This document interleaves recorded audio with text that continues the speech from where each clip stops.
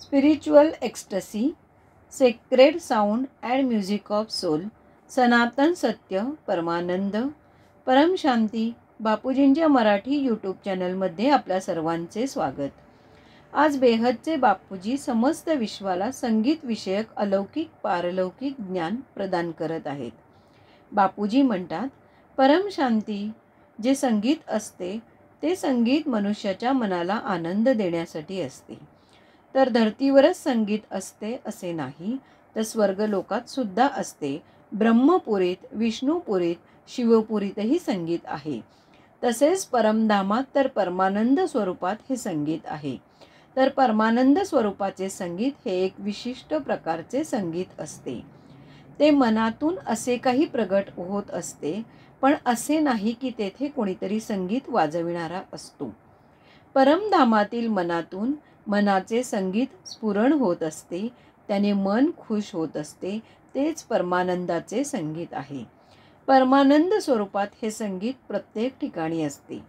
आता जसे जसे आत्म्याची स्टेज कमी होत जात असते, तसतसे मनुष्य तमोप्रधान बनत असतो आणि संगीत सुद्धा तमोप्रधान बनत जाते. बापूजी पुढे म्हणतात, हिंदुस्थानात जे पहिले शास्त्रीय संगीत होते ते खूप छान होते. ते ऐकल्यावर मन डोलत होते. शास्त्रीय संगीत मला सुद्धा खूप आवडते.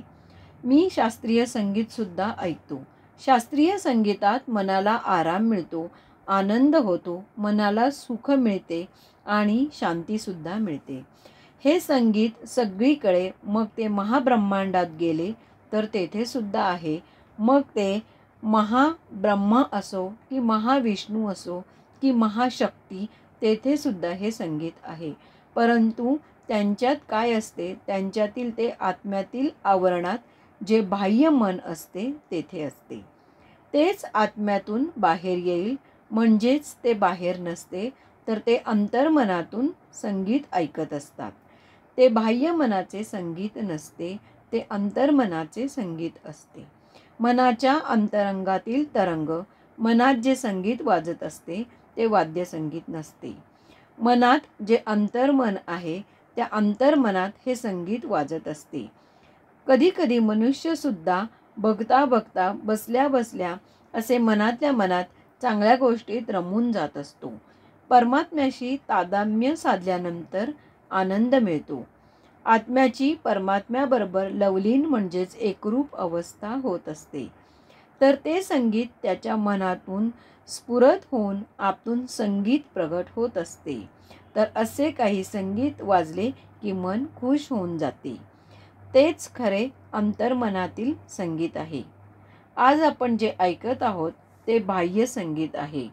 जे आपण चित्रपटामध्ये बघतो, जे संगीत दुनियाभरात बघत असतो की ते ढणढण ढोल सतत वाजत असतात, तर तो कर्णरस आहे, तो मनरस नाही. कर्णरस हा कानाला खुश करणारा असतो.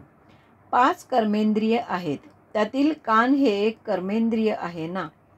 आता त्याला कान हे कर्मेंद्रिय त्याच्या मनाला खुश करणारे नाही. परंतु लोकांचे मन तमोप्रधान झालेले आहे, म्हणून संगीत सुद्धा तमोप्रधान झालेले आहे.